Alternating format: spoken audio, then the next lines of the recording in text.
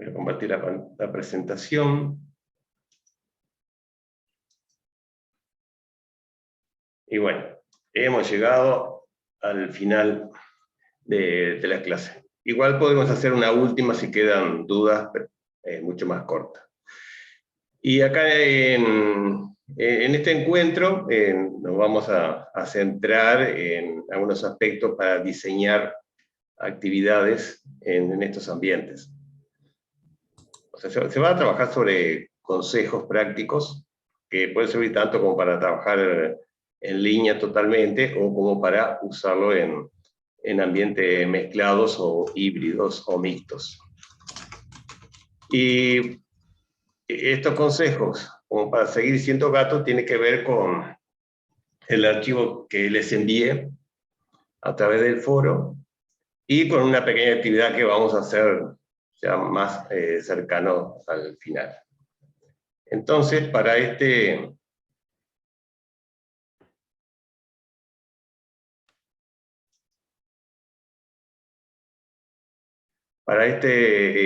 encuentro, el itinerario que tenemos es el siguiente.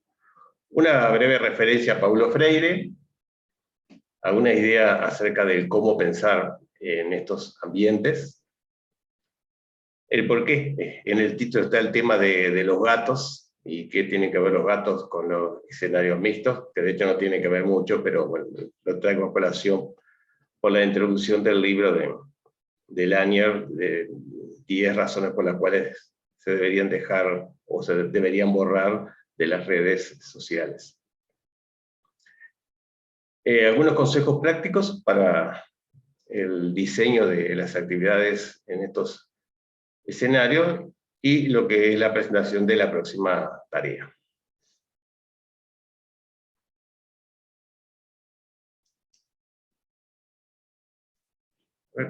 Permítanme un minuto antes de seguir.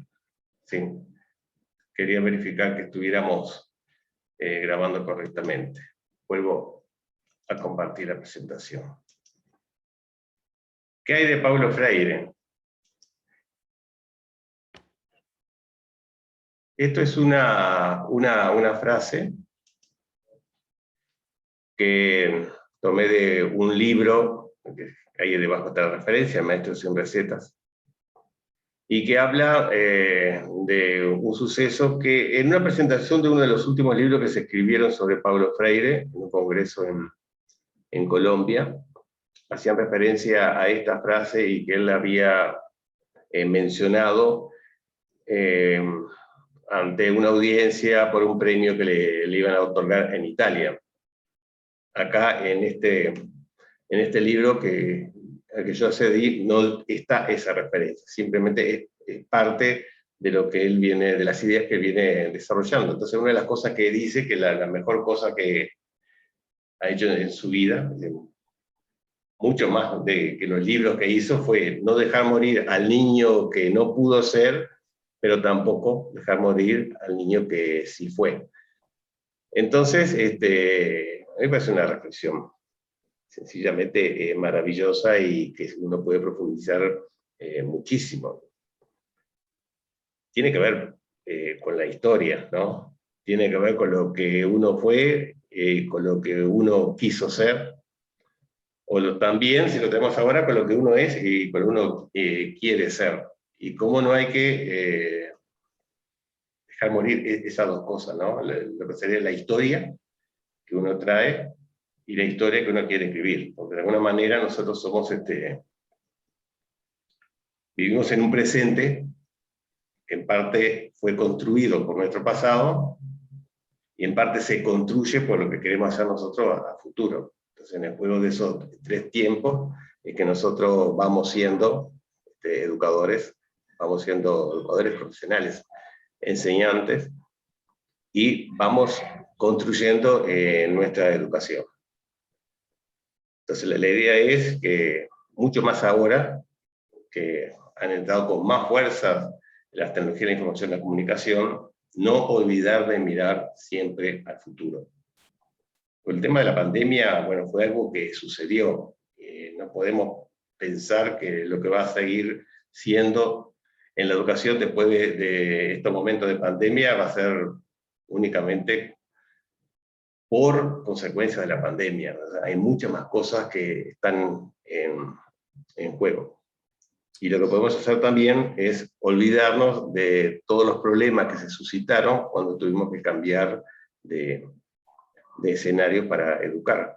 Y por lo tanto, cuando volvamos a una normalidad o a una nueva normalidad, como se le quiera llamar, que después de un tiempo esa nueva normalidad va a ser simplemente la normalidad a secas, tener presente que, y ahora mucho más que antes, por todos los avances que hay y todos los peligros que acarrea el avance dentro de las tecnologías, siempre tenemos que tener vistas al futuro. Sin olvidar lo que fuimos y lo que somos, pero también vistas al futuro para estar preparados para adoptar o adaptar los cambios, pero también para poder rechazarlos si es que esos cambios nosotros consideramos que no son los más convenientes.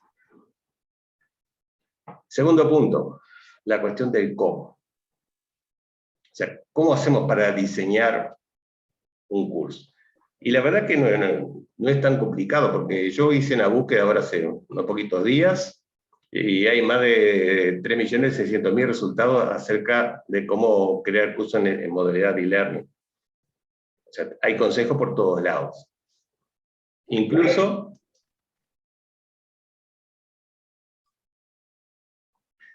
si nosotros decimos que no tenemos tiempo, hasta buscando en Google también nos pueden dar ideas acerca de cómo crear tiempo para nosotros poder trabajar más.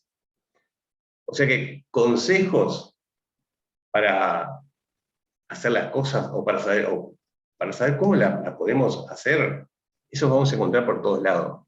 Es como crear un proyecto. Crear un proyecto puede ser lo más fácil que hay en el mundo porque por todos lados aparecen pasos para el diseño del proyecto. La cuestión es qué le ponemos adentro. La cuestión es cómo construimos un proyecto. Acá en la educación también. La cuestión es cómo nosotros, en este ecosistema educativo que es la educación, podemos articular espacios que les permitan que nuestros estudiantes puedan aprender. Y que nos permitan a nosotros también poder desarrollar nuestra tarea de docente. Este esquema que tienen allí es un esquema muy sencillo, en donde están, bueno, docentes y alumnos, por supuesto, donde están... Perdón, sí. Perdón, Ricardo, están compartiendo pantalla, yo no estoy viendo. Ah, perdón, a ver, paro de compartir. ¿Lo demás veían la pantalla? Y la vuelvo a compartir. Ah, perdón, de repente era yo, estoy refrescando el... No, pero por la duda igual vuelvo a compartir la pantalla. ¿Ahora sí la ves? Sí, ahora sí. Perfecto. Entonces, en este ecosistema que yo puse solamente 4 elementos, que no es que estén fuera, sino simplemente para nombrarlos, ¿no? El docente, el alumno, el medio que nosotros vamos a utilizar, la información que circula, y que todo eso se da cita dentro de un escenario, dentro de un aula, que puede ser virtual o física, pero también circunda alrededor de ese escenario educativo. Y son muchas más cosas las que entran en juego. El alumno fácilmente puede obtener información por fuera y de hecho la obtiene, por fuera del sistema educativo. Entra en contacto y conoce quizás a los medios mucho más por fuera del sistema educativo que lo que está haciendo. Entonces, se redoblan los esfuerzos que nosotros tenemos que invertir en el momento de enseñar para poder orientar el trabajo con base a los medios, para poder generar espacios en los cuales se articulen distintas tareas colaborativas, individuales, cómo evaluamos, cómo presentamos información, cómo creamos esos pasos para ir acompañando y orientando a nuestros estudiantes en el proceso de aprender, cómo manejamos la información, cómo lo ponemos en contacto al alumno frente a la información y qué herramientas le podemos dar para que pueda ser una persona crítica frente a la información que viene, ¿no? Porque ya sabemos que todo lo que llega no solo puede ser tener errores, sino que puede ser totalmente incorrecta, pero además porque hay muchas áreas que el conocimiento se va duplicando cada menos tiempo, ¿no? Una referencia a alguien que dijo alguna vez, pero no recuerdo en qué momento y tampoco quién fue, que en referencia a la tecnología, que la tecnología es eso que se va a crear después que salga del sistema educativo. Palabras más, palabras menos. O sea que nosotros tenemos en educación primaria, en educación media, en la universidad, a estudiantes que cuando salgan del sistema educativo se van a encontrar con unas cuantas cosas que no fueron consideradas porque no se conocían quizás en el momento que ellos estaban estudiando, ¿no? Entonces siempre nosotros vamos mirando de atrás lo que va sucediendo afuera. A veces perder tanto tiempo o ir siempre corriendo desde las últimas posiciones nos enlentece, no nos permite avanzar como quisiéramos. A veces también puede ser bueno porque nos da tiempo a pensar bien sobre qué es lo que viene. La cuestión es que cuando nosotros empezamos a analizar un ecosistema educativo, siempre con la idea de ecosistema. Y en un ecosistema todos los elementos están interrelacionados. Por lo tanto, acá podemos empezar a pensar, bueno, ¿qué propuestas podemos tener nosotros para comenzar a mejorar el sistema educativo? Comenzando por nuestra propia práctica. ¿Cuáles son los problemas frente a lo que nos podemos enfrentar? ¿Cuáles son las soluciones que podemos buscar o cuáles son las soluciones que debemos reclamar si que no está en nuestro poder llegar a ellas? Entonces, una cuestión es que nosotros veamos el bosque, o sea, tengamos una visión global de todos los problemas. Si nosotros decimos, aumentamos los sueldos de los docentes para solucionar el problema de educación, y seguramente vamos a solucionar una parte, pero no todo. Porque con más sueldo, los docentes, con eso solo no alcanza para mejorar la educación, porque hay otros elementos que entran en juego. Si nosotros le damos más sueldo al docente, pero no le damos más formación o más posibilidades de acceder a la formación, o no le reconocemos el estatus de docente y el valor que debe mirarse a la formación de los docentes, seguramente no consigamos solucionar todos los problemas. Si no tenemos en cuenta también toda la problemática de lo que es la sociedad, lo que es el estudiante que nosotros recibimos, cómo están avanzando los medios sobre la educación, que están ingresando sin pedir permiso, y por lo tanto cada vez más tenemos que meter más energía para que nuestros estudiantes puedan al menos salir a una sociedad en que vamos a bombardear con una cantidad de cosas. Ahora, tampoco podemos quedarnos solamente y ver el árbol. O sea, una sola cuestión de esas que componen todo ese espectro del ecosistema educativo. La idea entonces son las dos cosas juntas. Tenemos que ver cada árbol, pero también tenemos que ver el bosque. Sin no perder de vista las individualidades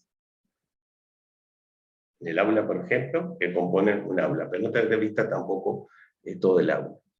Y en el problema de la educación, yo siempre lo comparé como querer arreglar una carretera.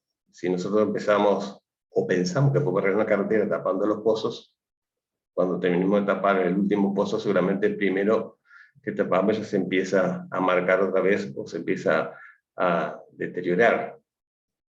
Y quizás en algunos espacios es necesario crear una carretera nueva.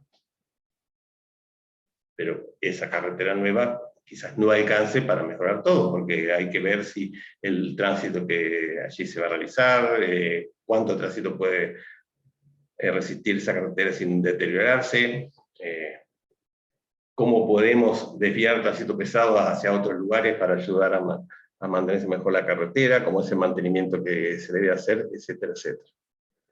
Y en ocasión pasa algo similar. Si no tenemos la visión siempre puesta sobre el futuro y una visión global, difícilmente podremos llegar a solucionar todos los problemas que tienen. Y a veces, como les decía,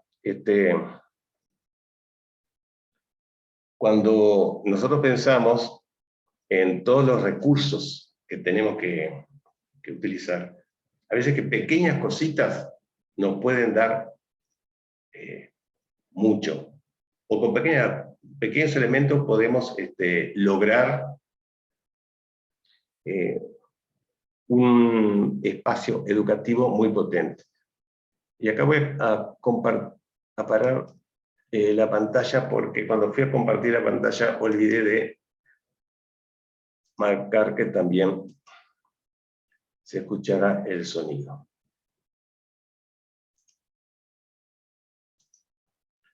Este es un video que obtuve de una enciclopedia en la época que las enciclopedias se distribuían en CD, algunas en forma gratuita, otra había que comprarla.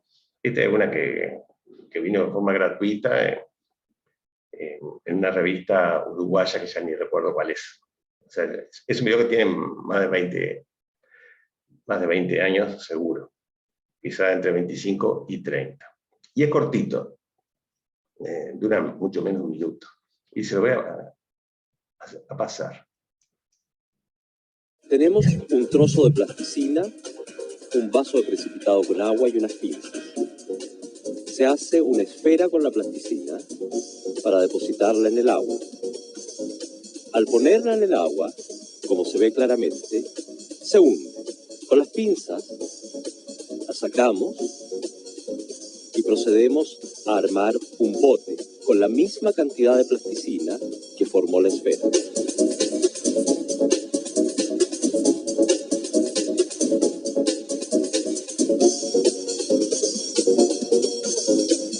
Una vez que el bote está hecho, se deposita sobre la superficie del agua y el bote flota.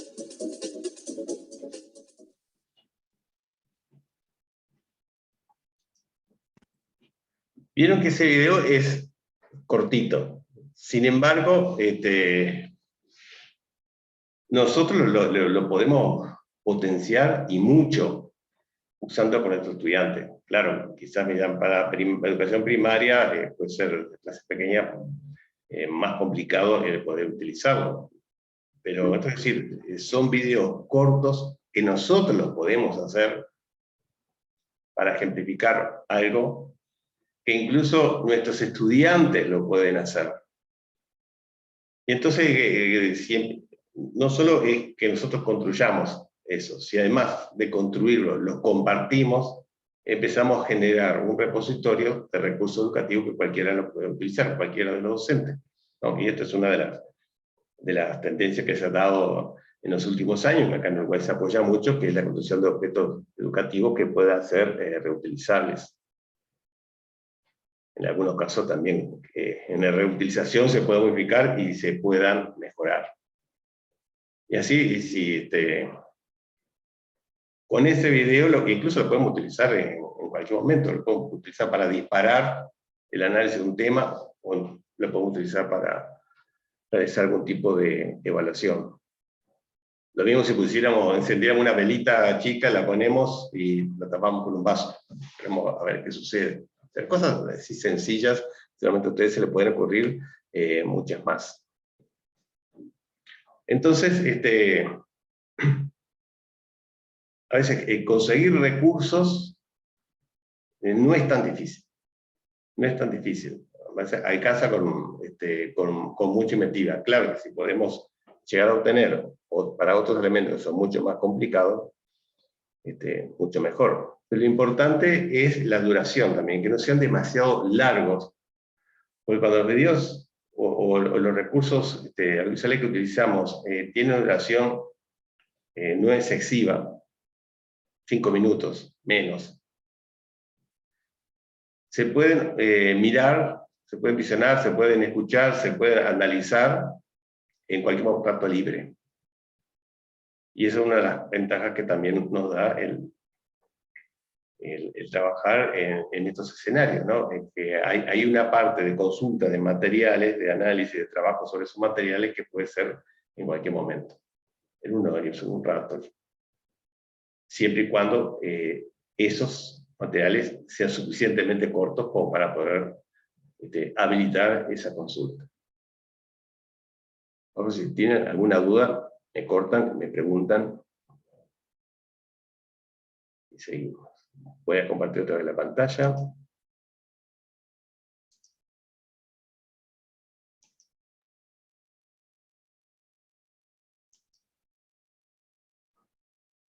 Otra imagen. Esta corresponde a una de las películas del Gordo y el Flaco, que creo que se llamaba Un día en la granja. Y era también en la época del cine mudo.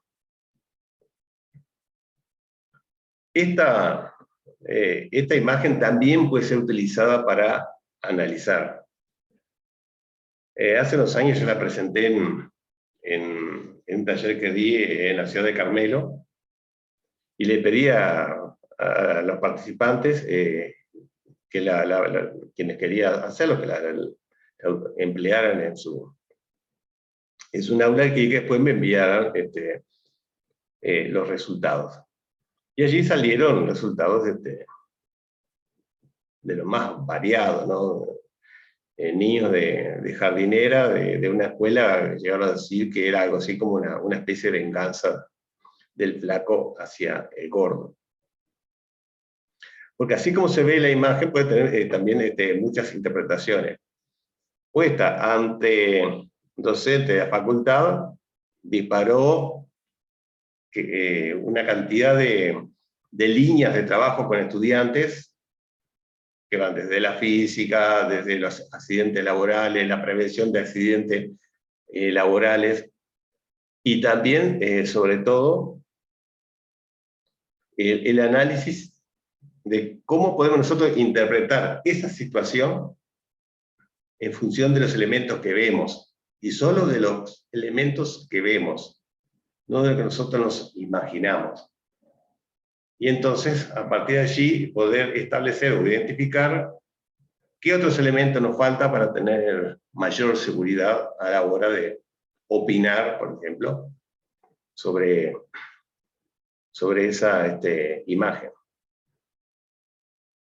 ¿Alguno de ustedes, si yo le preguntara, qué sucede cuando termina, cuando el flaco termina de cortar la tabla?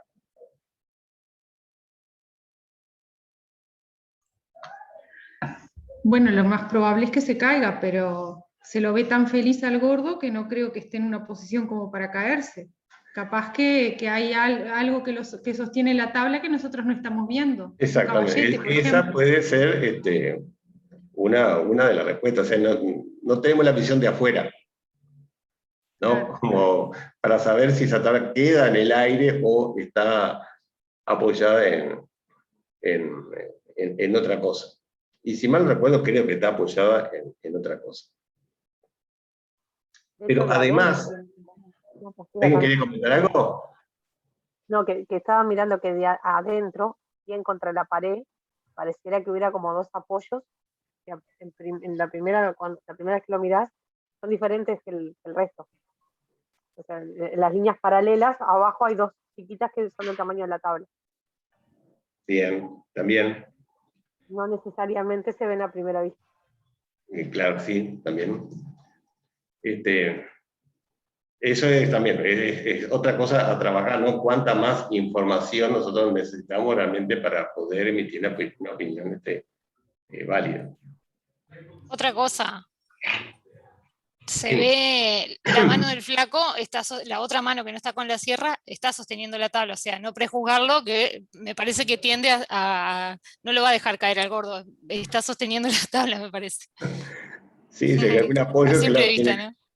¿no? Sí.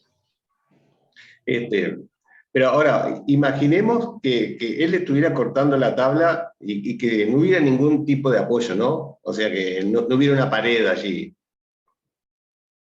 Sí, que simplemente eso nos permitía decir, bueno, termina de cortar la tabla y el gordo se cae.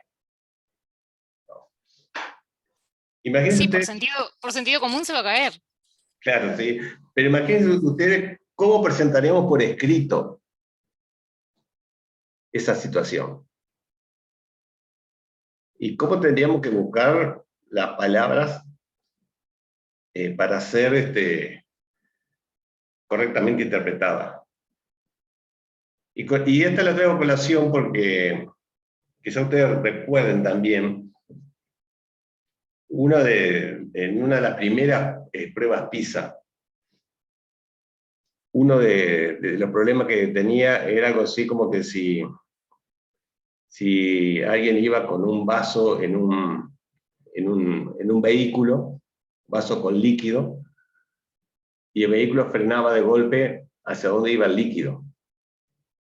Entonces, ¿cuál era el sentido que tomaba el líquido? Más o menos era algo así. Y yo me acuerdo cuando lo vi, yo le decía, después lo afirmo, ¿no? Digo, tengan cuidado cuando se presenta ese tipo de situaciones, de problemas, o por lo menos piensen que fuera de los ámbitos escolarizados, los problemas cuando aparecen en la vida real no tienen letra. Se presentan, se interpretan, y si se distingue como problema, se buscan las soluciones. En general, el único... además, De igual forma, si vemos la imagen, la mano del flaco no puede aguantar el peso del cuerpo del gordo. Tampoco podría aguantarla. En la realidad, si pensamos en la realidad, más allá de la imagen. Claro, tenía que estar en otra posición, la mano, ¿no? Claro, es muy liviano para aguantar el peso.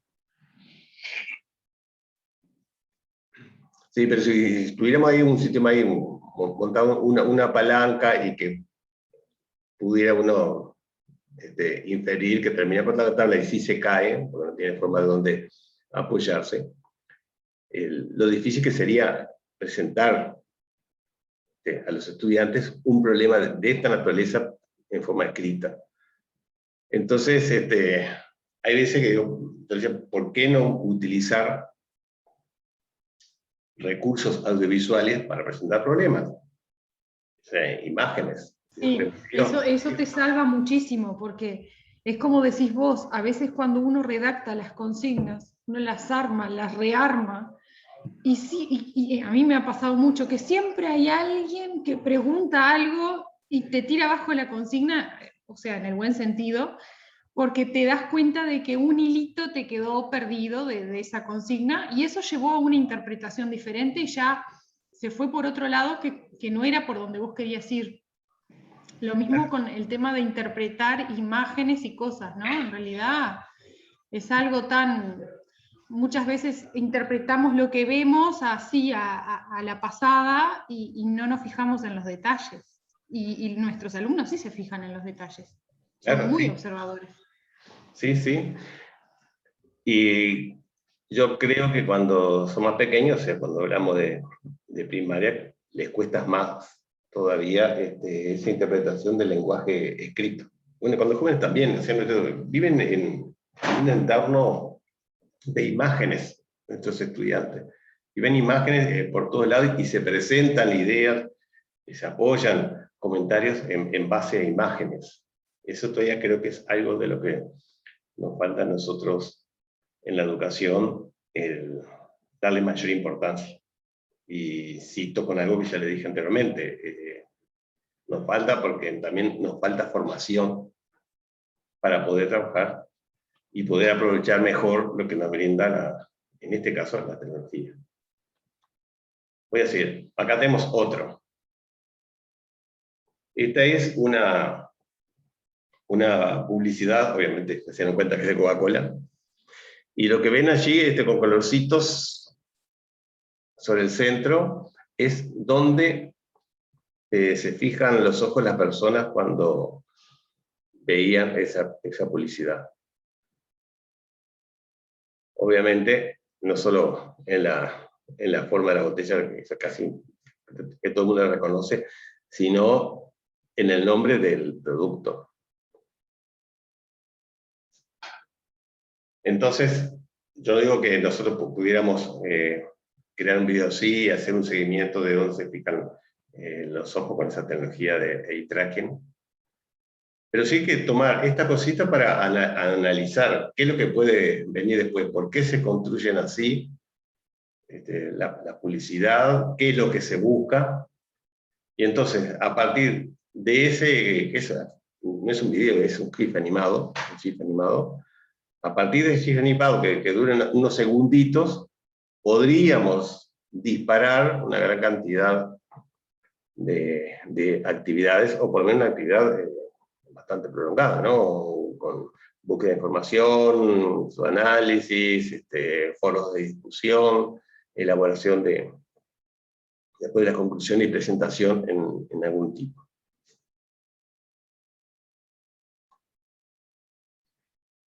Y ahora pasamos a los gatos. ¿Y por qué el gato en el escenario mixto? Yo le había enviado un texto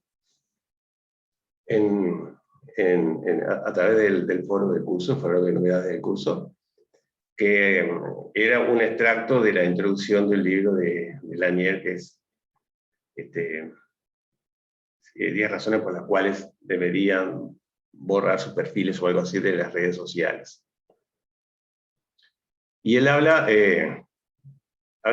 comienza en la introducción hablando de los gatos y de la particularidad que tienen los gatos. Voy a parar de compartir la pantalla acá.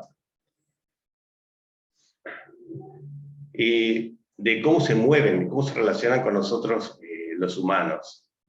Y una de las últimas investigaciones que se han hecho sobre los gatos, por lo menos que yo me he enterado, es que los gatos reconocen cuando uno los llama, pero deciden si nos hacen caso o no.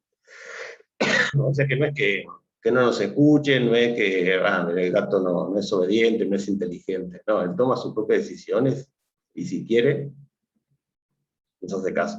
Y si no, sigue en lo suyo. Y el texto de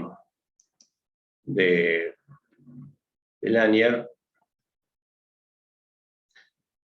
hay uno de los párrafos finales, que para que no lo pudieron leer, dice: este libro trata de cómo ser gato. ¿Cómo podemos seguir siendo autónomos en un mundo en el que nos vigilan constantemente y donde nos espolean en uno u otro sentido unos algoritmos manejados por algunas de las empresas más ricas de la historia, que no tienen otra manera de ganar dinero más que consiguiendo que les paguen por modificar nuestro comportamiento? ¿Cómo podemos ser gatos a pesar de ello? Entonces yo ahora le quería invitar a una actividad, partiendo de esa idea, ¿no? Llevando al paralelismo de ser gato con el poder tomar decisiones autónomas. ¿Cómo haríamos nosotros para educar, para enseñar, para apoyar a nuestros estudiantes, a nuestros alumnos, para que ellos sean gatos? ¿No? O sea, ¿cuáles serían las principales ideas para poder formar alumnos gatos? O sea, alumnos autónomos. Educarlos para, perdón, educarlos para la libertad de pensamiento. Bueno, por ejemplo, ahí tenés una, pero yo le voy a pedir ahora que eso, y ya lo hagan. Voy a compartir la pantalla. Ahí donde que tengo es una tablita.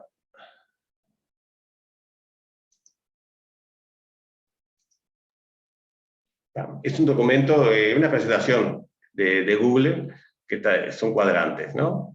Acá arriba dice importancia, más importancia, menos importancia, dificultad, más dificultad, menos dificultad. Entonces, la idea es que ustedes piensen qué es lo que podemos hacer nosotros para que podamos formar a alumnos gatos. O sea, cuáles son las ideas que nosotros presentamos. Y que esa idea simplemente la escriban en alguno de estos cuadrantes. Yo no puedo escribir ahora, porque voy rumbo al trabajo, me es imposible, pero todas las ideas tengo. No tenga problema. Que lo pueda hacer, haz un enlace que lo haga, ¿no? O sea, podemos tener ideas que son muy importantes, irían acá, de este lado, pero muy dificultosas de llevar a cabo, u otra que la dificultad no es tanta. Entonces, las ideas que son importantes y que la dificultad no es tanta, irían acá. Si no son tan importantes y la dificultad es mucha, irían acá. ¿No? O sea, ustedes ubiquen en este cuadrante, en alguno de estos 4 lugares, por lo menos una idea. Es para hacer simplemente un ejercicio y hacer un poco una pausa en la videoconferencia. Ahora, por el chat, les paso el enlace.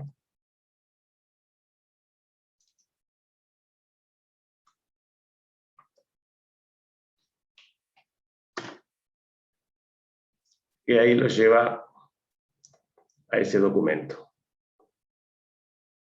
Quienes estén en computador y pueden escribir algo, lo hacen. Quienes están con celular, ahí ya va a ser mucho más complicado. Solamente no van a poder pasar directamente a la aplicación de Moodle y escribir fácilmente. Así que le doy ahí algunos minutitos para que puedan escribir.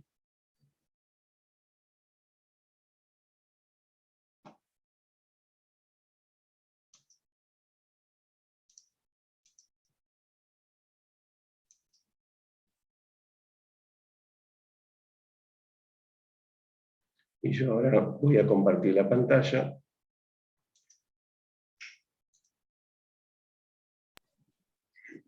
Una consultita al margen, ya aprovecho para hacer la pregunta. Para terminar el curso, porque hoy decía finalización del curso, algo así, ¿qué estaría quedando? Esta última tarea que les cuento ahora, más sobre el final. Ahí está. Que es el diseño de una actividad a realizar, que ya la eligen ustedes en base a algún sistema. Y después habría que, no me acuerdo qué es lo que ahí ya está, lo último que hacemos, o hay que hacer algo más. No, después que entreguen, se habilita automáticamente el último lunes. Hay un formulario para que ustedes evalúen este curso. Sí.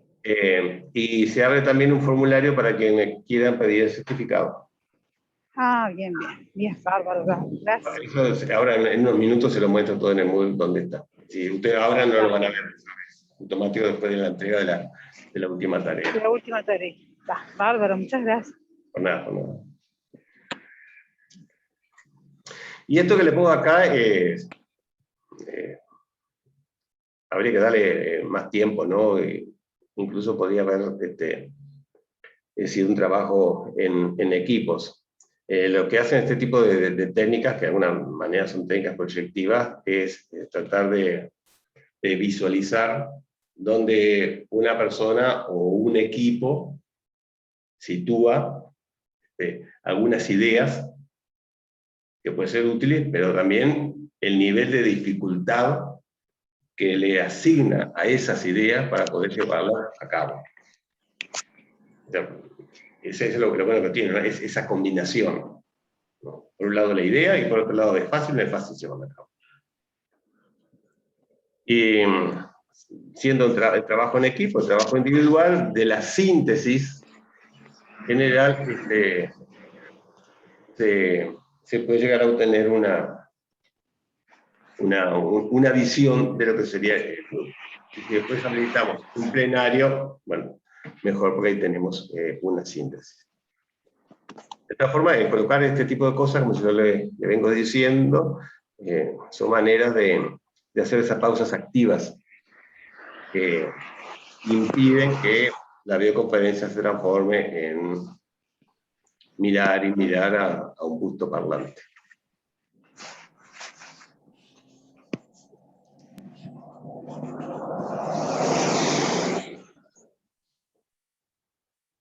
Eso le va a quedar para que ustedes sigan escribiendo. O sea, como se nos está yendo demasiado el tiempo, corto por acá la actividad, perdón que no queda terminada. Y paso a compartir nuevamente la pantalla. Compartí mal.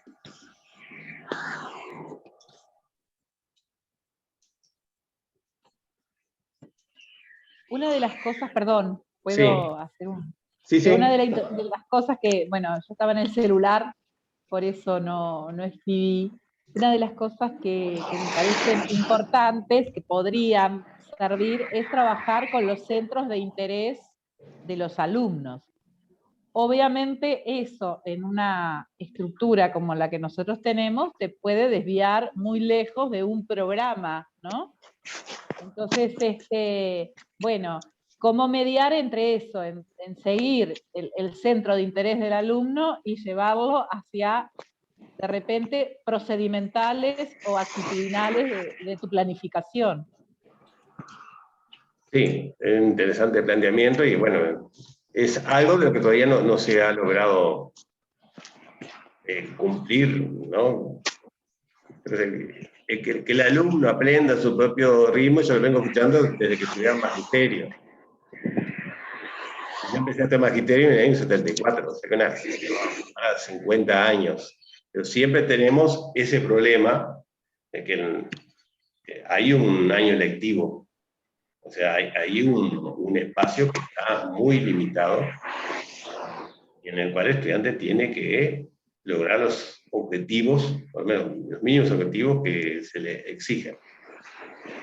Pero dice que, sí.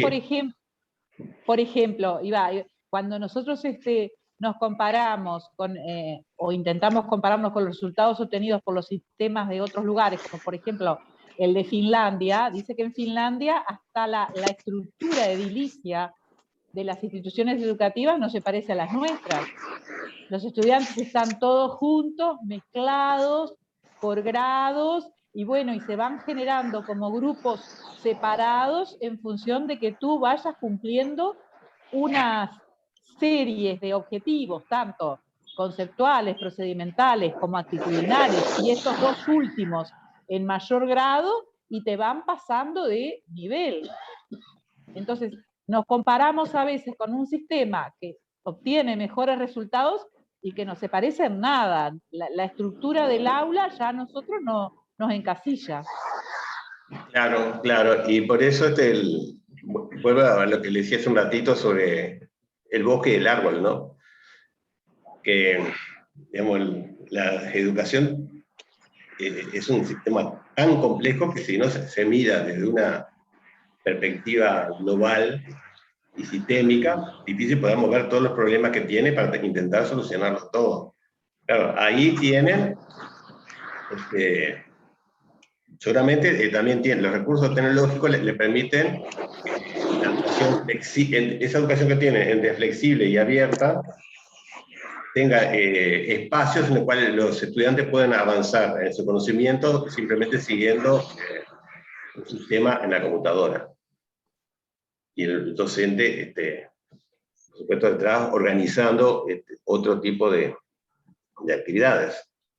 Además, Finlandia tiene un sistema de selección de las personas que van a ser docentes, basado en criterios de excelencia o criterio de calidad antes de comenzar la carrera. Para hacer la carrera tiene que tener un nivel altísimo de excelencia. O sea, hay una gran cantidad de cosas. No digo que eso esté bien, ojo. Porque si uno pone la vara alta, para estudiar cualquier carrera, yo solo acepto a los excelentes, eso quiere decir también que la formación que yo doy no es suficiente para nivelar a los estudiantes y que aún no siendo excelentes cuando entran, puedan ser excelentes cuando salgan. Entonces, es una cantidad de cosas que también tienen que tener en cuenta. Lo importante es poder, es decir, porque nosotros nos comparamos, ¿no? ¿Y qué es comparar? Comparar es establecer semejanzas y diferencias. Y bueno, y estableciendo esas semejanzas y diferencias, porque qué es lo que tiene Finlandia, qué es lo que tenemos nosotros, qué nos falta, qué no nos falta, porque de pronto no lo queremos tener nosotros, porque no sé si queremos pasar tanto tiempo a oscuras como los finlandeses. Entonces, bueno, son cosas que hay que tener en cuenta y hay que analizarlas bien. Pues vuelvo a lo mismo. Hay que mirar con ojos críticos y holísticos todo el problema de la educación. No solo nosotros, obviamente, es la persona que toma las decisiones del sistema político también lo tiene que hacer. Y bueno, paso a los consejos prácticos. 5 estrategias para el diseño de actividades educativas en estos ambientes. Estas 5 estrategias fueron sacadas de, acá en la presentación está el enlace. Es un sitio que refiere a cursos, más bien algunas partes se nota que son de esos tipos de enlatados, que son autoadministrados, que no necesita a veces de concursos de un docente, sino que está todo automatizado, por llamarlo de alguna manera. Pero tiene ejemplos, o sea, esas ideas que da, que algunas cosas son muy buenas, ¿no? El microaprendizaje, por ejemplo, que es lo que se refiere, que yo decía que son pequeñas pastillas de muy corta duración, a través de la cual nosotros podemos transmitirle algo al estudiante, o ponerlo en contacto con algo, o habilitarlo para que después él analice algo. Sea un video, sea una infografía, sea un cuadro sinóptico, sea un audio, lo que sea. Pero son elementos que están en torno de los 5 minutos de duración. O sea, pueden ser consultados en cualquier momento. Y que no requieran de un espacio de tiempo más prolongado, que de pronto eso puede dificultar. Bueno, la búsqueda de la personalización, ya estuvo mencionando las dificultades que podemos tener en trabajar, como tú decías, en los centros de interés, pero apuntar hacia eso. El uso de preguntas, no para evaluar, sino para ayudar a que recuerden las cosas con las cuales fuimos trabajando. O por lo menos que actúen esas preguntas como avisos.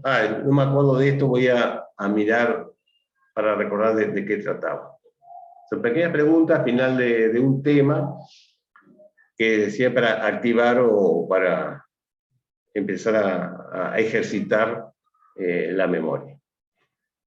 El tiempo, en la medida de lo posible, ¿no? El aprendizaje espaciado se refiere que darle los tiempos necesarios como para que pueda aprender y no bombardearlo sobre de conocimiento, de tareas, etcétera, etcétera. Y como siempre, la retroalimentación y el soporte. La retroalimentación, y más en estos ambientes cuando no estamos frente a frente, es importante, porque si no hay una retroalimentación cercana al momento en que se entregó un trabajo o se planteó una duda, puede perderte bastante efecto, porque el estudiante espera tener una respuesta del docente. Tiene que darla lo más pronto posible. Y el soporte también no solo se refiere a la retroalimentación, sino en parte también a cómo nosotros vamos a acompañar, cómo vamos a contener las tareas que tenemos que cumplir cuando estamos ejerciendo las funciones de tutores virtuales.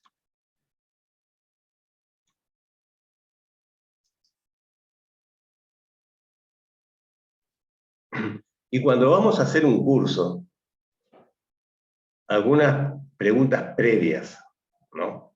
Pero la clásica la hacemos para nosotros, ¿hasta dónde quiero llegar con mis alumnos? ¿O qué quiero que hagan mis alumnos? Y sobre todo, ¿de dónde saco yo la idea que mis alumnos tienen que hacer eso?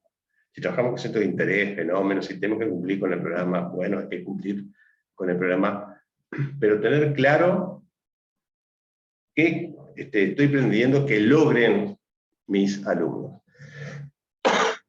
Y para saber eso, después de saber eso, mejor dicho, después de qué dispongo, qué elementos son con los que yo voy a tratar de diseñar ese proceso por el cual van a transitar mis estudiantes. Los materiales que voy a necesitar, los recursos audiovisuales que puedo utilizar, enlaces a videos, a documentos, a imágenes, a películas, lo que sea. Y si eso no alcanza, bueno, ¿qué más necesito? ¿Qué otra cosa voy a necesitar? Y bueno, ¿cómo la puedo conseguir? Eso que necesito. Y si no consigo lo que necesito, bueno, ¿de qué manera puedo acercarme a eso? Después, si las actividades que yo voy a plantear son las adecuadas para ese tipo de escenario. Como yo creo que le comenté en el último encuentro, que una vez no hice el curso obviamente, pero había armado todo el diseño de un curso para enseñar a andar en bicicleta, ¿no? O sea, yo puedo plantear una actividad física de ese tipo en un escenario virtual. Entonces ahí uno entra a manejarse. Estoy diseñando una parte de un curso o todo un curso que va a tener instancias que son físicas e instancias que son virtuales. Entonces ahí tengo que tomar la decisión de qué es lo mejor para hacer en el plano físico, qué es lo mejor para hacer en el plano virtual. Y cómo se comunica mejor esos dos tipos de actividades. Voy a hacer un foro. Lo puedo hacer en la forma, sí, el foro lo puedo hacer de forma virtual sin ningún problema. Pero si lo voy a hacer en un escenario virtual, tengo que tener claro que el foro lleva días de trabajo. Y más cuando salimos de pronto de la educación primaria y estamos en educación media o superior, en el cual concluyen en un día varias asignaturas. Yo tengo que pensar que un foro es un intercambio, es un ámbito donde voy a intercambiar ideas, donde voy a argumentar, contraargumentar, voy a debatir, y eso lleva su tiempo. Y yo tengo que estar seguro de que los estudiantes van a participar, van a leer lo que los compañeros proponen, y van a contraargumentar o apoyar esas ideas. Y sobre todo que si van a proponer algo, que ese algo sea nuevo, o que agregue algún elemento nuevo a la discusión. O sea, que no repitan cosas que ya dijo otro compañero. Y a veces puede ser que no es que se repitan porque puso solamente, estoy de acuerdo con fulanito, y con eso ya participé y me lavo las manos. Sino que a veces se puede repetir conceptos porque no se leyó lo que estaba antes. Entonces hay que estar permanentemente apoyando y fomentando la lectura de los participantes en un foro. Y para eso es que están abiertos o se crean protocolos de participación, protocolos que dicen que limitan la cantidad de palabras por intervención y la cantidad de intervenciones. Cosa que trabajen y aporten y los obligamos a sintetizar, pero sobre todo obligamos a sintetizar no solamente por el ejercicio que significa elaborar una síntesis sobre algún tipo de conocimiento de información, sino porque esa síntesis va a ser posible de leer por el resto de los compañeros y no va a insumir demasiadas horas. Y le va a permitir al docente leer y encauzar la conversación cuando a veces se dispara para otros lados, o el habilitar nuevas rutas de discusión. Y lo último es cómo voy a evaluar esas actividades. Siguiendo hablando de los foros, le planteé en el último encuentro algunos ejemplos acerca de rúbricas que podemos emplear para evaluar los foros. Y en el caso de los foros son muy útiles las rúbricas, porque eso nos centra en ir a buscar lo que deberíamos tener presente que tiene que estar en las intervenciones de un estudiante. No, obviamente la rúbrica no es la única forma de evaluar, y antes de aplicar una rúbrica uno tiene que tener claro qué es lo que piensa, qué es evaluar, qué significa evaluar, y cuál es el concepto que está detrás de la evaluación. Y por último, cuidado con digitalizar y maquillar. Esto se refiere a que construir un taller educativo en el ámbito virtual no es hacer lo mismo que uno hace en el ámbito físico. Hay otro elemento que tenemos que tener en cuenta, y no todo se puede llevar. No todo se puede traspolar de un lugar a otro.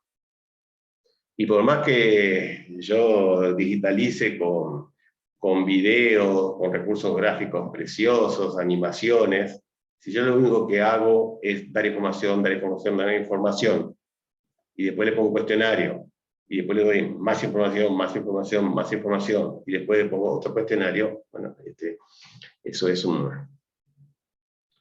lo que hacía Isaac Pitman antes, cuando enviaba por el correo a caballo las lecciones, hace más de 200 años. Entonces uno genera nuevos escenarios y genera nuevas formas de enseñar, y por supuesto nuevas formas de aprender. Lo otro es pensar que todo se entiende. Lo que hablamos hace un rato, ¿no? de la dificultad a veces de escribir las pautas para que sea entendible por los estudiantes, ¿no? Ahí hay que leer y releer y estar atento que lo que nosotros escribimos se va a entender, y si no estamos seguros necesitamos siempre un foro de dudas para que nuestros estudiantes planteen. E incluso cuando trabajamos sobre un tema, si el tema es complicado como para poder presentarlo por escrito, llevarlo por video, por lo que sea, bueno, lo hacemos frente a frente. O mediado por una pantalla, o en el aula física. Pero si nos va a resultar mejor tener el recurso, hablar y ver a los estudiantes, bueno, dejemos esos contenidos más difíciles para esas instancias. Luego es usar un solo recurso. O sea, no estamos lejanos en el tiempo de ver cursos que eran una serie de PDF y un cuestionario. O colgaba en el curso una cantidad de PDF y después venía la prueba, el examen final. Tampoco quiere decir que con dos alcance, ¿no? O sea, tenemos que atender a que hay estudiantes que de pronto les resulta más fácil leer, a otros más fácil escuchar, entonces en la medida de lo posible es poder combinar toda esa serie de recursos. Y después sí, además, si le podemos poner algo de divertido. Sí. Marcela me va a ayudar. Nosotros hicimos una encuesta hace un par de años donde preguntábamos a los alumnos y a los docentes su percepción en cuanto a la parte de de recursos, de TICs en la clase. Le preguntábamos a los docentes y desde la óptica de los alumnos la misma pregunta, para compararlas y ver. La percepción era que los docentes, que tenían sobre ellos mismos, era que ellos usaban recursos. Cuando preguntábamos los recursos, nos ponían Cañón y PowerPoint.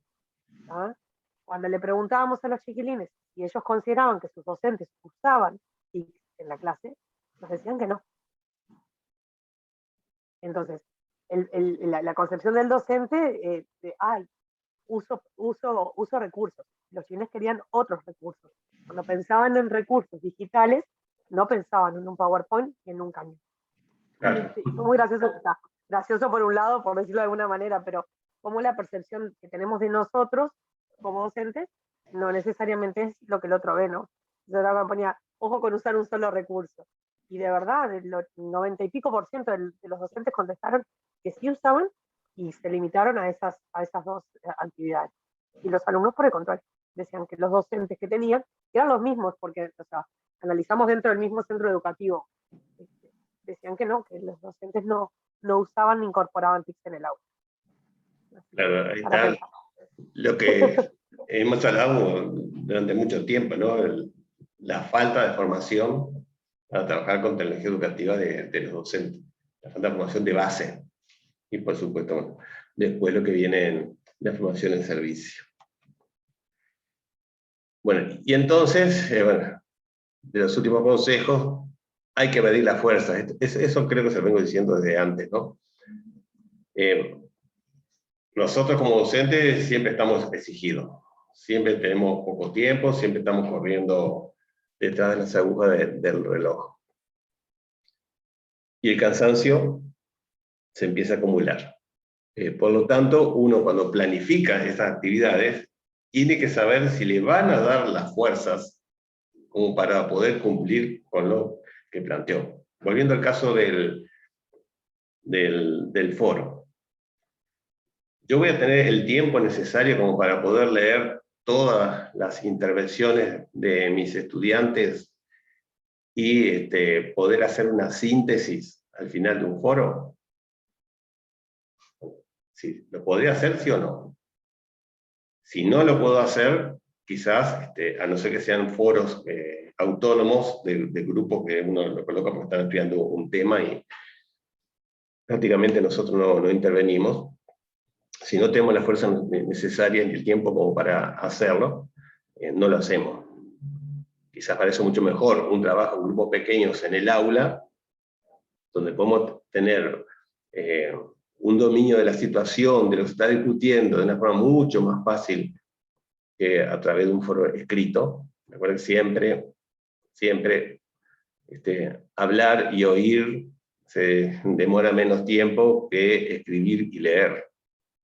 Entonces hay que tener muy en cuenta eso. Y si yo tengo en el caso de medio superior, si tengo varios grupos y en todos voy a plantear foros, ¿cómo hago yo para poder atender todos los foros? Entonces esto no es haraganear ni querer pasarla bien, sino el poder cumplir para después retroalimentar a nuestros estudiantes. Lo mismo si vamos a utilizar recursos por escrito, gráficos, audio, videos. Ahí utilizamos lo que en principio nos resulte más conveniente. Si es más fácil trabajarlo en un aula presencial, sea a través de Zoom o en el aula física, que escribirlo o buscar videos, bueno, lo hacemos en el aula presencial. ¿No? Esto no es tampoco para pasar menos trabajo, sino para optimizar los tiempos y las fuerzas que tenemos. Si nosotros tenemos que hacer algún tipo de explicación y conseguimos unos videos que son bárbaros, bueno, utilizamos esos videos y después quizás hacemos un trabajo en grupo con nuestros estudiantes y allí continuamos con la actividad. Pero acá a veces hay que ser pragmático y regularlo de acuerdo a los fines que tenemos. Lo otro es que no saturemos a los estudiantes con los recursos multimedia. Cuando mis hijos eran chicos, me acuerdo que había un libro de Oche Califa, que eran una cantidad de cuentos cortitos, pero que hacían pensar a los adultos. Y esos cuentos, él empezaba uno diciendo que lo bueno si breve, 2 veces bueno. Lo bueno si breve, 2 veces bueno. Entonces, también tenemos que no solo utilizamos el tiempo nuestro, sino de nuestros estudiantes. Entonces, no le demos demasiados recursos sobre lo mismo. Y si nosotros encontramos audios, videos, infografías que versan sobre un mismo tema, bueno, podemos hacer la creación de nuestros estudiantes. Seleccionen el que ustedes se encuentren más cómodos para abordar ese tema. La idea también es no hacerlo perder tiempo. Y lo otro es asegurar la accesibilidad, ¿no? Si nosotros ponemos recursos muy pesados, quizás eso les dificulte a los estudiantes poder verlos. Si le ponemos le mandamos para que vean una película que dura 1 hora y media, bueno, eso consume muchos datos. Tenemos que estar seguros que pueden tener un acceso y que no les va a complicar la vida o no les va a consumir todos los datos de la conexión a Internet, ese acceso. Y si tiene mala conexión a Internet, bueno, tenemos que buscar otras formas de hacerles llegar a ellos ese material. Y por supuesto, tener en cuenta también el tamaño de la pantalla. ¿Qué tipo de pantalla usan nuestros estudiantes? Nos esperamos, cuando tienen las cebalitas, los estudiantes de primaria a través del magisterio, pero no sé si todos acceden siempre con las cebalitas. Quizás haya muchos que cuando retornan a sus hogares en un bus, miran el celular. Entonces, lo que nosotros planteamos también tiene que ser fácil de visualizar a través de un celular. ¿Alguna pregunta hasta acá?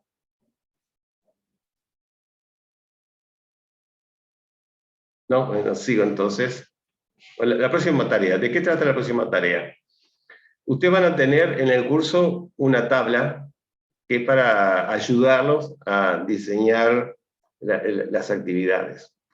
Es una tabla sencilla que no quiere decir que sea la mejor, ni la única que se pueda emplear. Esto es un ejercicio simplemente para que ustedes puedan visualizar y tengan una idea clara de cómo es la coherencia de lo que ustedes plantean, ¿no? Porque acá van a tener objetivos, contenido de la actividad, los recursos, las estrategias que van a emplear, qué van a usar en forma presencial, qué van a usar en forma virtual, de los recursos, de las actividades, cuáles van a hacer en forma presencial, cuáles van a hacer en forma virtual, cómo van a evaluar y cómo van a hacer la retroalimentación. Y acá el tiempo que le destinan, y acá, bueno, si acá le ponen 2 horas, acá va a ser 2 horas. Acá van sumando esta última columna, ¿no? Estaba teniendo el total de horas. Entonces, esto le permitiría ver, ¿no? Este objetivo, cómo lo voy a trabajar con los contenidos, qué tipo de actividades voy a hacer, y sobre todo si el tiempo que yo le voy a dar a esa actividad realmente va a alcanzar, ¿no? Y si las actividades que yo voy a hacer realmente se condicen con los objetivos y los contenidos, ¿no? Simplemente es como una forma es una especie de organizador gráfico que les permite tener una visión de lo que van a hacer. Y acá un ejemplo. Esto lo hice una vez y no está muy bien, pero era más que nada para clarificar, ¿no? El tema es diseño de cursos en línea, el objetivo es manejo de la plataforma Moodle. Acá le puse los contenidos, está separada en 2 tandas. Las estrategias, acá hay presentación de información, navegación dirigida, eso se refiere a apoyar la navegación de la plataforma Moodle. hay trabajo en equipo, ¿no?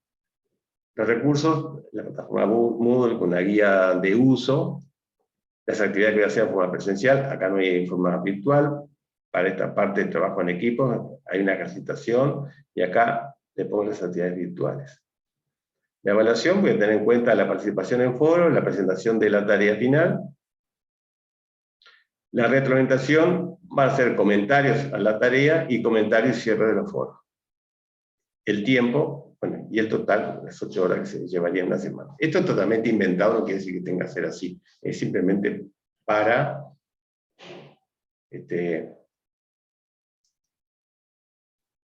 orientarlos un poco en esa tarea. Y yo les voy a compartir ahora la pantalla del curso.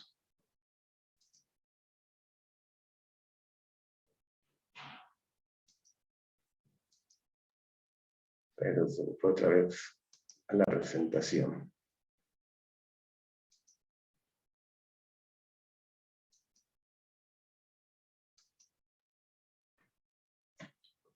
Bueno, acá está el curso. Acá está la introducción, es el texto que le pasé de Lanier. Un foro por si quieren compartir lo que van discutiendo. Acá está la presentación. Acá en este documento de Word tienen la tabla orientadora, esta que les mostré recién en PowerPoint, que es la que usted tiene que descargar y completar. Y acá, como siempre, en la base de datos está la propuesta de la actividad que tienen que hacer. Acá están los elementos que se le piden, que tienen que tener en cuenta máximo 5 páginas. O sea, puede ser 2, puede ser 3, obviamente. Bueno, los criterios de evaluación y la fecha final, que sería el 26 de junio. Sí, como siempre, si ven que no les alcanza el tiempo, me piden más, que en eso no hay problema. Pero después me tienen que avisar cuando la publiquen, la actividad, para yo estar atento.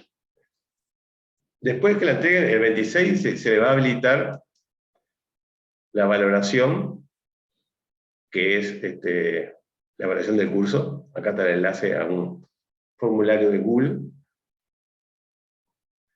Después la YAPA. La YAPA es un enlace a un repositorio de documentos que quizás le pueda servir en algún momento.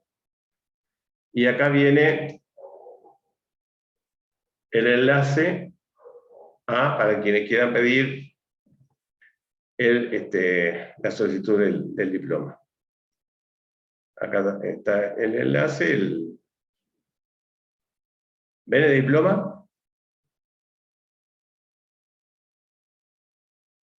¿Sí? ¿Se ve?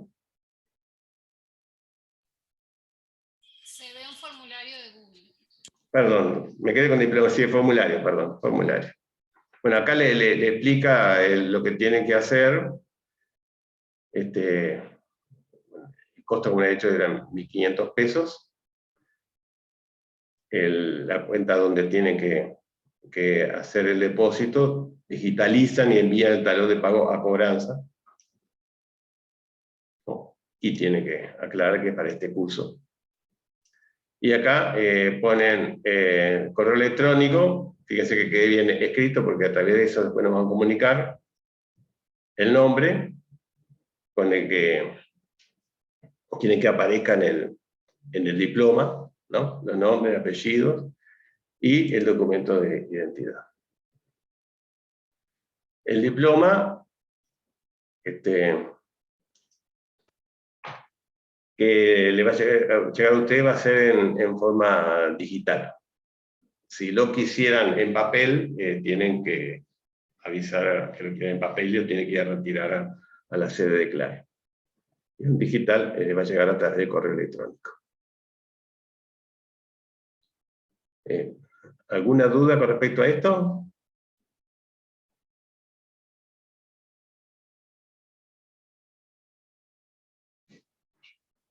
Bueno, entonces ya pusimos un poco.